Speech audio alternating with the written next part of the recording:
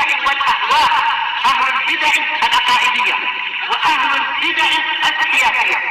نقول بيننا وبينكم السلف، بيننا وبينكم الكتب، كان فيقول البدع بيننا وبينكم. Bismillahirrahmanirrahim. Iya, kalau cuma textbook kita kesulitan nanti. Dia pernah jadi pelajar, dia tahu apa masalahnya. Sahih betul. Guru yang baik. Kalau tidak pernah jadi pelajar dia tak mau memahami masalahnya. Iya, sekedar baca aja. Oke, kita lanjutkan. Qala al-Imam al-Bukhari rahimahullah. Oh ya, semalam ada sedikit kekeliruan untuk hadis yang ke 326. Ismail, ana mengatakan beliau Basri. Yang betul adalah beliau Madani. Iya, ana silap. Ismail, beliau Ismail bin Ja'far Abu Ishaq al-Madani. Iya, bukan Basri. Iya, murid dari Ayyub. Tayyib, Qutaibah bin Sa'id qala hadatsana Ismail. Ismail itu adalah ternyata Madani. Iya. Ini semua guru-guru hebatnya.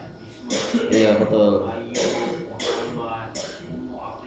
Oh, jelas nih Muhammad bin Sirin dan lain-lain. Nah, mereka ini mempunyai anak murid yang ramai ya. Oh, zaman dulu ribu-ribu. Tayyib. Qutaibah bin Sa'id. Betul. Kita baca bab berikutnya. Anaknya pun hebat, anak Qutaibah bin Sa'id. Tayyib. Cucunya juga hebat sekali. Cucu dari Qutaibah bin Sa'id. Tayyib. Al-babu sadis wal ishrun, bab yang ke-26, babu irqil istihadah, yaitu pembuluh darah yang pada waktu istihadah. Jadi bukan dari qa'rir rahim, bukan dari kedalaman rahim darah tadi, tapi ini dari pembuluh darah yang ya ada dekat-dekat faraj itu. Tayyib. Apa yang diinginkan oleh Imam Bukhari dari pembahasan ini, yaitu Rasulullah Shallallahu Alaihi Wasallam mengatakan ini bukan haid. Kalau bukan haid berarti apa? Tetap wanitanya wajib bersuci. Wajib sholat. Cuma ya bersuci. Cuma pembahasannya adalah bersucinya itu dengan cara mandi ataukah cukup berwudu semata, dibersihkan kemudian berwudu, ataukah wajib mandi? Ini yang menjadi pembahasan. Kita baca Al-Hadisus Sabi' wal Ishrun ba'da salasimi'ah 327. Haddatsana Ibrahim ibn al-Mundhir qala haddatsana Ma'an qala haddatsani Ibnu Abi Dhi'b an Ibnu Syihab an Urwah wa an Amrah. Jadi guru Ibnu Syihab kali ini dua, Urwah dan Amrah. An Aisyah zaujin Nabi sallallahu alaihi wasallam. Hadis Aisyah, dan ini sudah terulang sebenarnya tentang masalah wanita yang mengatakan saya tidak suci karena saya ustahab. Tayyib. Anna Ummah Habibah ustuhidat sab'a sinin, mengalami darah yang koyak selama 7 tahun. Kasihan. Ya mungkin maksudnya setiap kali sebulan mungkin sembuh, tapi tak kala haid kan berat itu, sehingga tahu-tahu ada yang koyak lagi. Itu terjadi selama 7 tahun. Di keluar darah banyak. Tak tahu masalah banyak-banyaknya, tak tahu. Tapi telah kita lewati kan di dalam hadis Aisyah itu, dia sholat dalam keadaan di bawahnya ada baldi, menunjukkan menetes terus. Boleh jadi tidak ada pampers yang baik. Sekarang kan senang tinggal cari di supermarket. Di zaman dulu supermarket tak sampai ke sana.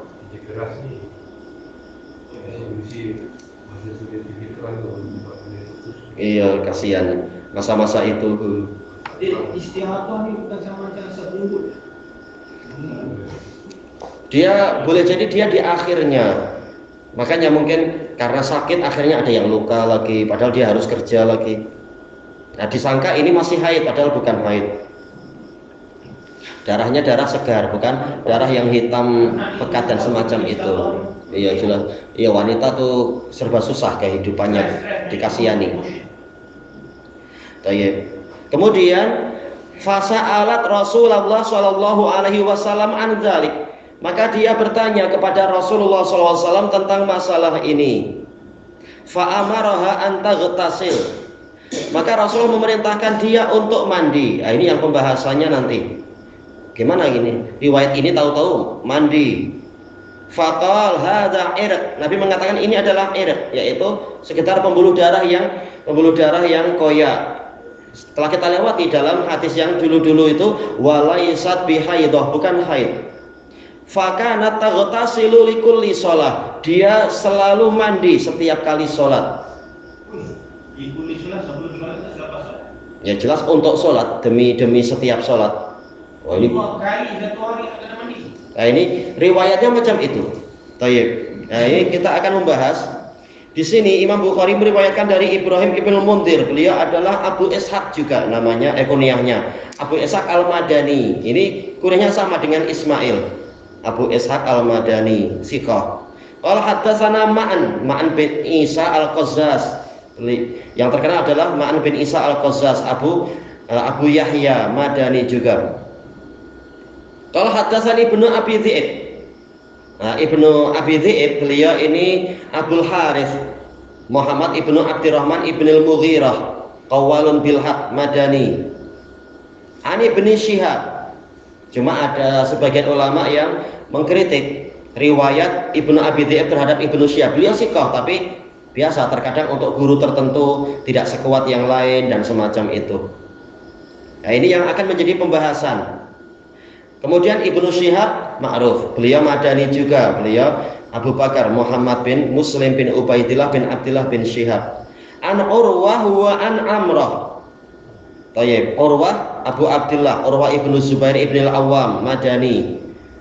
Tayyib, salah satu dari fuqaha sab'ah. Amrah, Anda cari di berbagai sumber tidak disebutkan kunyahnya. Beliau adalah Amrah binti Abdurrahman Al-Madaniyah An-Najjariyah, siqah, faqihah. Ya, dia faqih. Salah satu murid terbaik Aisyah. Enggak, ini nama Amrah, ini wanita. Amrah binti Abdurrahman. Iya, salah satu murid terbaiknya Aisyah. Selain siapa yang telah kita lewati kemarin itu? Urwah laki-laki, anak buah dari Aisyah, keponakan Aisyah, Urwah ibnu Zubair. Kemudian bercerita anna Ummah Habibah. Ini terjadi khilaf yang panjang. Siapa ini Ummi Habibah yang mengalami istihadah? Dijelaskan setelah dikumpulkan riwayatnya oleh Al-Hafidz, disebutkan di dalam riwayat Muslim ini Ummu Habibah yang menjadi istri Abdurrahman bin Auf. Padahal dalam riwayat yang lain istri Abdurrahman bin Auf adalah Zainab. Tayyib, Zainab bintu Jahsy. Bukankah Zainab bintu Jahsy adalah istri Rasulullah? Ini terjadi perbincangan yang panjang. Jadi Jahsy punya 3 putri.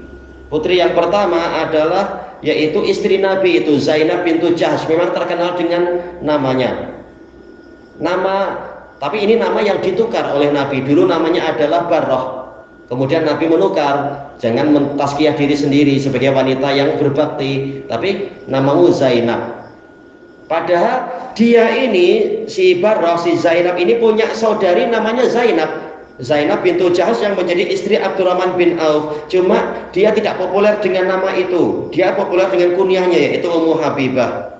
Oh, ada yang al-awwal, al-ula wa tsani. Iya. Kata Al-Hafidz, karena memang riwayat-riwayat menunjukkan ke situ, maka tahulah kita Rasulullah merubah nama Barrah menjadi Zainab karena tidak akan menimbulkan kekacauan, karena istri Abdurrahman bin Auf dikenalnya dengan kunyah yaitu Ummu Habibah. Ummu Habibah bintu Jahsy. Namanya Zainab asalnya. Iya, namanya Zainab. Cuma orang-orang kenalnya adalah Ummu Habibah. Kemudian mereka berdua punya saudari satu lagi yang terkenal yang mengalami istihadah juga, yaitu Hamnah bintu Jahsy. Nah, tiga-tiganya memang mengalami istihadah. Jadi mungkin ada faktor keturunan sedikit sehingga pembuluh darahnya tidak seberapa kuat barangkali atau apa, Allah lebih tahu. 3 anak perempuan. Iya, tiga-tiganya. Betul. Kemudian dan yang ini istri dari Abdurrahman bin Auf ini mengalami istihadah yang berat sampai selama 7 tahun sering luka. Fasa'alat Rasulullah Shallallahu Alaihi Wasallam. Kemudian dia bertanya pada Rasulullah Sallallahu Alaihi Wasallam. Dan telah kita ketahui dalam hadis-hadis yang lain apa itu? Innama zalika irqun walaysat bihaidah. Itu hanyalah pembuluh darah yang koyak, bukan haid. Jadi darahnya bukan darah haid. Makanya Rasulullah tetap memerintahkan dia untuk sholat. Tapi bagaimana dengan riwayat ini?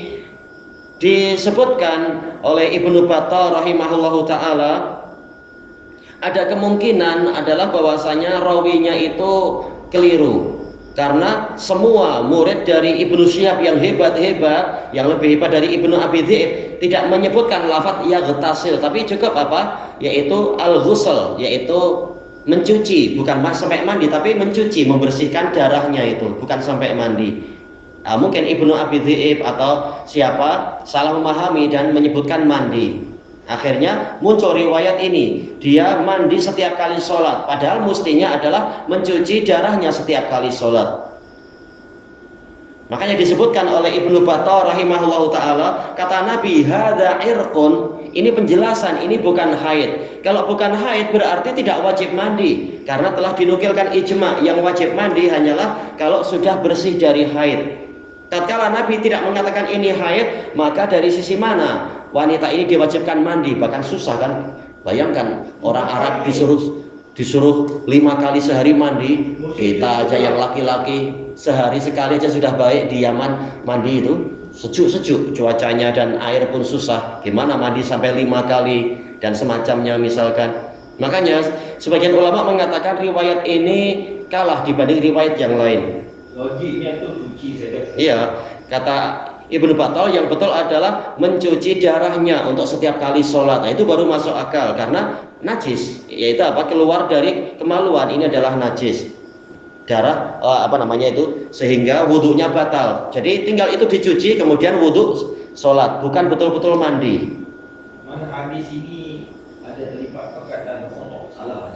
Iya. Makanya harus dijelaskan dengan dalil-dalil yang lain yang telah kita lewati. Tapi ini tidak dikira sebagai hadis sahih.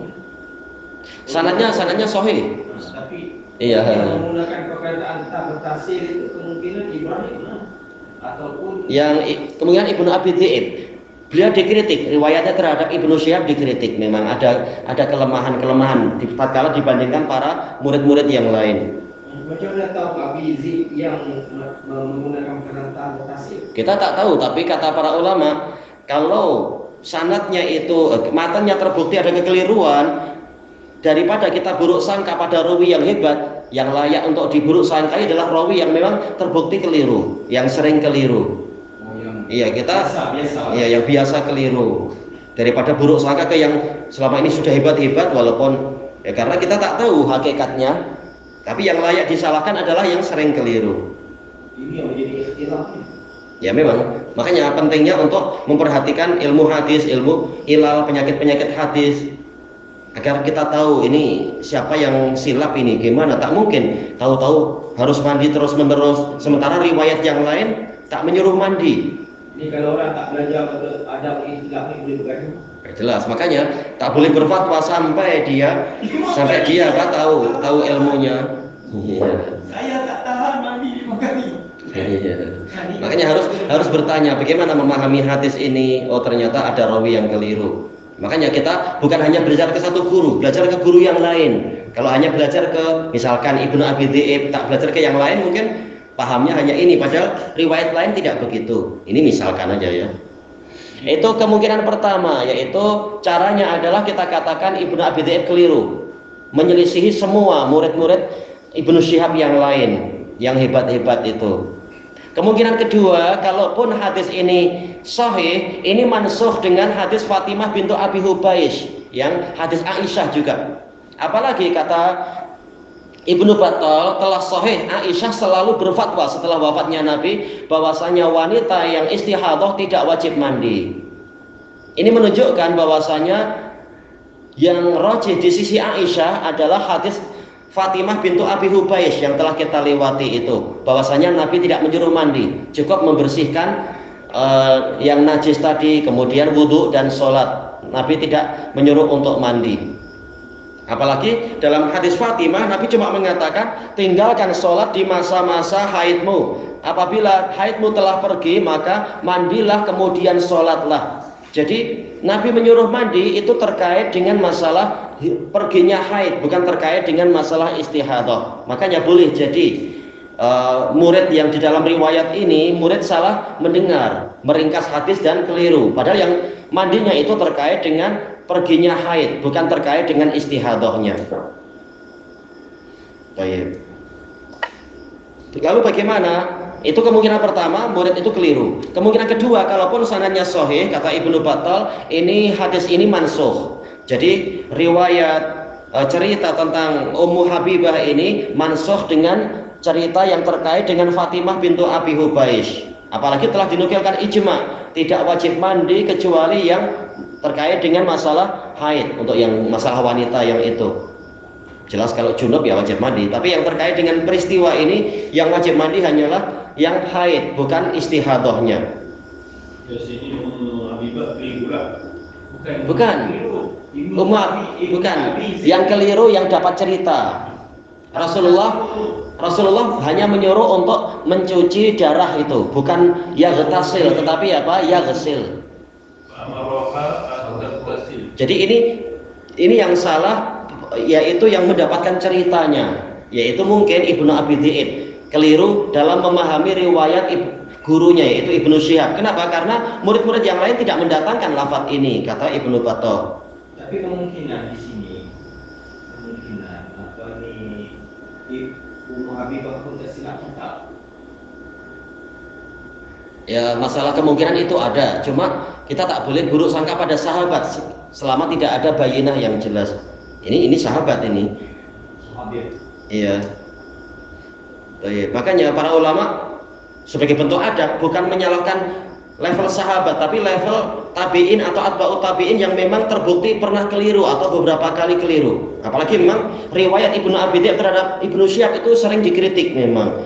Yaitu bukan hanya sekali beliau keliru dalam masalah riwayat terhadap Ibnu Syihab. Banyak sanad ini. Jelas beliau imam besar, hafalannya ribuan. Nah, mungkin wajarlah untuk yang guru yang ini hafalannya kurang kuat misalkan terhadap guru yang ini. Tapi dia jujur lah. Beliau jujur, beliau sangat jujur beliau. Baik. Cuma biasa hafalan nggak ada apa-apanya terhadap guru yang sama. Apalagi kalau guru sampai 100, kadang kita lupa guru yang ini cakap apa dulu tuh. Itu biasa. Satu tidak ada rekorder. Iya. Nah, makanya yang layak dipercaya adalah yang layak dimenangkan adalah yang terbukti tidak salah. Yang memang terbukti hafalannya lebih hebat dari beliau, lebih layak untuk kita baik sangka padanya. Apalagi telah dinukilkan ijma bahwasanya riwayat yang seperti ini menyelisih ijma, mustahil. Berarti ada kekeliruan lafaz barangkali atau apa. Taghtasil yang betul adalah taghsil, yaitu mencuci darah, bukan mandi. Kalau kita baca di sini saja, itu yang jadi. Memang. Makanya perlu belajar dari yang lain-lain juga, dan penjelasan ulama gimana sih? Betulkah setiap kali mau sholat harus mandi? Harus tanya ke ulama agar paham tentang masalah ini. Jadi dicuci saja. Iya. Kasihan kalau harus mau sholat mandi. Ada bahwa mandi 5 kali, ada analogi daripada Nabi Sallallahu katanya ada 5 kali itu. Yang kata ada sebuah sungai. Betul. Buka pintu, batu mandi itu 5 kali. Iya, jadi bersih. Yaitu untuk menghapus dosa. Cuma prakteknya siapa dari kita yang mampu untuk betul-betul mandi 5 kali sehari? Maksudnya harus pada secara sungai. Ada tidak berarti 5 kali sehari mandi? Jarang. Itu yang Rasulullah ambil itu mungkin ada. Subuh Itu cuma perumpamaan untuk membersihkan dosa, bukan betul-betul mandi betulan. Dah mandi hilang lah itu. Jadi kesimpulannya adalah ijma telah dinukilkan bahwasanya tidak wajib mandi untuk wanita yang istihadah, cuma diwajibkan membersihkan. Itu kesimpulan fikih terakhir, yaitu tidak wajib.